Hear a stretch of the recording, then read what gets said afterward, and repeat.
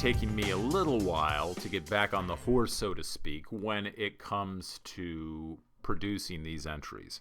I went back and I was looking at some older entries, and I'm watching them. I'm like, why did I do that? So for those of you that weren't around back then, like 10 years ago, I'm watching these entries, and I would always say something like, "Good day, everyone. Today is," and I'd give the date. Now, for those of you that don't know, I've had like nearly 40 years of training in public speaking. And that's just a really boring introduction. Good day, everyone. And the date. Who wants to hear the date? You have about 8 seconds to capture the interest of your audience.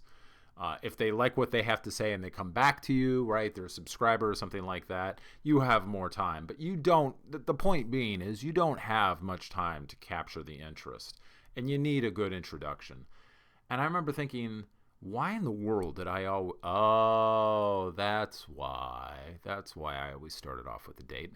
Like I said, it's taken me a while to get back on the horse. The reason why we start off on the date on these entries is because entries that you make and put up in social media are evergreen, right? And this is the capital markets where things are always changing. So those are two opposing concepts. Things are always changing, right? But the content that you produce will always stay up there. So... you could produce something, somebody comes in and watches and like, this is ridiculous. That whole instrument isn't even traded anymore. What am I watching? It's like, yeah, it's because it's from 6 years ago. So that's why I got in the habit of, I just got sick of hearing people say, well, I'm watching this. That don't make no sense. And it's like, yeah, because you're watching an entry from 3 years ago. So that's why I got in the habit of always saying the date. Like, today, good day, everyone. Today is November the 7th, 2023. So, and if you're watching this 3 years from now, remember this is somewhat dated. There's your introductory disclaimer as to the date. Now, speaking of time, here's a blowback to the past, right? Think or swim. Think or swim has been through a few iterations, hasn't it? So it began, I want to say they began, Tom and Scott, Tom Sosnoff, and I think they started in 2000, maybe even earlier, like 1999. They started this when they basically stopped trading in the pits. They saw the pits was going away and going electronic, and they started their own platform, right? And it went through many iterations. I came in much later to ThinkorSwim, like 2007 or something like that. And they had it, and they developed it into basically what most people see today. Then they sold it to TD Ameritrade, right? I want to say that was 2012, I think. May have been a little later. And then now, here in 2023, it has been sold to Charles Schwab, a very, very old and very respected firm. Now, in listening to Tom and Scott, something I found out is that the middleware of the platform is very antiquated. It's very, very old. So sometimes I feel like I like collect platforms. I must have 1, 2, 3, 4, 5, 6. Like, it's just ridiculous. Regardless, platforms that you get today are usually web-based. They are very, very, very much based on speed and response time, which has gotten ridiculously low. Especially is that true of trading technologies. From the old X-Trader and now they're trading technologies. Their response time on a desktop rig has gotten absolutely mind-blowingly fast. But you have to remember, this was ThinkorSwim was developed back in 2000, right? So the middleware, what's connecting, the user and the GUI and the interface, and then routing that order, it's very, very antiquated. And so it's not as fast. And I'm not talking about how your computer refreshes the screen or how fast it seems to you. We're talking about response times that can't be measured by human observation. So it's been sold to Charles Schwab. Now, they took the platform realizing how many TD Ameritrade customers use ThinkorSwim, but sort of an interesting response. I'm going to read it to you here. We got back. Some of the partners have used ThinkorSwim, right, and used it with TD Ameritrade, and they couldn't access it at first. And then they had to get permission or something like that to use the platform. And I think it's Charles Schwab's trying to get you to use their platform because this is very antiquated. So yeah, he got it activated, And I guess you have to call them. Now I'm reading over here from my other monitor his correspondence with me. This is one of my partners. He says, well, you have to call them, and if you've been using it for years, there should be no problem turning it on for you. That's the customer service. And he says, okay. So I finally called out today. Turns out it isn't just a matter of activating your account on the platform. As of right now, there is no date for account activation through execution through Charles, once your TD Ameritrade or your ThinkorSwim is with Charles Schwab. So once your ThinkorSwim is with Charles Schwab, there is no date for the actual execution activation. They are working on officially launching ThinkorSwim. Until then, you can use ThinkorSwim for the tools, but you cannot execute trades or see your account information on it. Customer service is hoping that launching will be imminent. However, no date has been announced. I'm not sure how much of that's been moved forward. Perhaps by the time you're seeing it, that's dated. I know I have a lot of trust. How do I put this? A lot of our trust's assets were with TD Ameritrade, so now they're with Schwab. And I can see, the reason I booted it up is I was like, let me see if I can see the trust's assets, which I can. I'm obviously not going to show you my trust's assets. but I can see them. So I'm not sure how much of that is out of date. Regardless, this is getting to be an older platform. I know Schwab has their own platform. You may notice that I have this on delayed. So this is a delayed feed. So I have not got a hold of Schwab to mark it as an active live feed. Would you like to know why? There is a battleground there when you become a trader of size with, are you a professional or not? Now, I'm not talking about in the law's eyes. I'm talking about in the exchange's eyes. The exchange can increase your fees like 5-fold if they label you as a professional.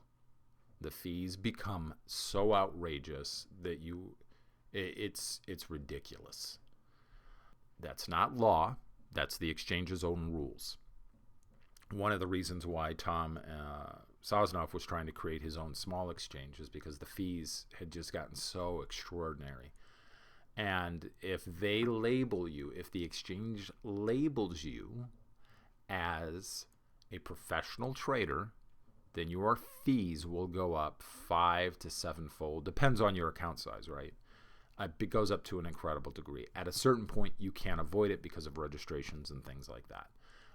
Because they find out. Not because of the registration, you legally have to be registered as a professional. No, then the exchange is going to see you, and by the exchange's rules, they're going to label you a professional. You got to understand, this is not legal. Or no, it is legal, but it's their playground, their rules, right? It's not like there's a law that's been passed out there by Congress or something that says, hey, you're a professional, and therefore you have to pay a higher rate. Nothing like that. It's just the exchange is like, we have come up with a bunch of rules, and we're going to label you as professional, and therefore.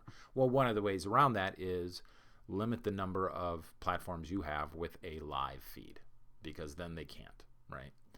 So you may notice here there is no live feed. There's when you get into more professional trading and registrations and trading at size and trading in structures, you wouldn't believe the complications that can arise with the exchanges. It's mind-numbing. Well, one shortcut around that is, fine, on all these platforms, I won't have a live feed, right? So, nanner. All right, so I think it may be time to think about retiring ThinkorSwim.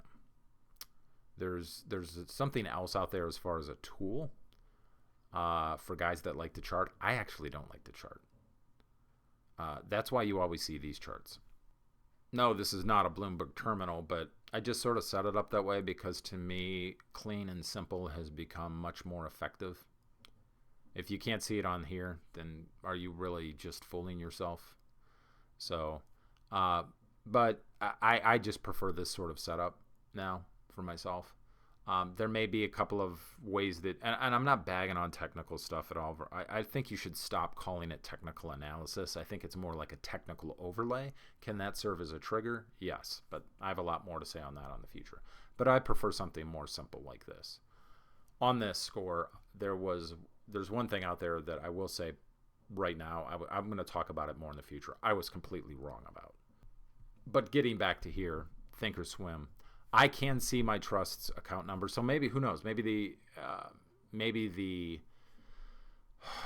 the transition is made such that it's active and you can execute on it now. I don't know. Maybe somebody can sound off in the comments if that's true. I still have assets with them, but it's all like trust assets and stuff like that. So honestly, I don't know. I think it might be time to think about retiring this for any sort of serious view of execution. I think it was probably one of the greatest tools to really get a lot of people involved in trading, but I just think the middleware has gotten so old that its day is sort of done. Who knows? Maybe you agree with me, maybe you don't. But it's what it always is, right? It's just my thoughts. But there is something out there that a lot of people are now using, and I'm going to say right now, and I'm going to talk about this in another entry, I was absolutely, completely, and totally wrong about. I'll talk about that more probably in another entry, maybe next week or something. But yeah, maybe time to start thinking about retiring this one and go with one of the better platforms. I mean, for futures traders, it's TT is like the gold standard as far as I'm concerned. Trading Technologies, there's CQG, which I like a lot, Jigsaw. For mixed equities and options and futures and everything trading, I love, for your retail traders, what I'm talking about. Personally, I love Tasty Trade. I think, they're doing it all again, right? It took them, 12 years to get ThinkorSwim to what most people know of as ThinkorSwim, and they're doing it again. It's that principle of Kaizen. They're just doing these small little adjustments with each patch and each release, and keeping it all based on speed of execution more than anything else. But you will not see, I don't think, I was just sitting here looking at this platform. I don't think I'm going to turn the live feed on here. And obviously some of that's because I don't want that professional label stuck on me, for the exchanges to come along and say, hey, this is a professional, increase his fees through the roof. You got to start paying monthly fees to the exchange that are much higher, that some of these platforms cover for you. A lot of people don't realize that. If you're a retail trader, there's just a flat fee you got to pay to the exchange, right? If you're on something like ThinkorSwim and using futures, well, like TD Ameritrade paid that for you. But that flat fee, when you are labeled professional, goes through the roof. So I don't know. You might see this platform in the future. I think it's time for it to go into semi-retirement. How about that? Semi-retirement for ThinkorSwim. I don't think I'll be turning on the live feed for the aforementioned reasons. I don't see the point of turning on a live feed that's going to complicate my relationship with the exchanges and at the same time be on a platform where the middleware is as old as it is. Or at least that's the way it's been explained to me. And after all of this has been what? It's simply been my thoughts, not yours, for whatever the heck day it is. As always, stay safe, trade well, and remember that love doesn't cost a dime.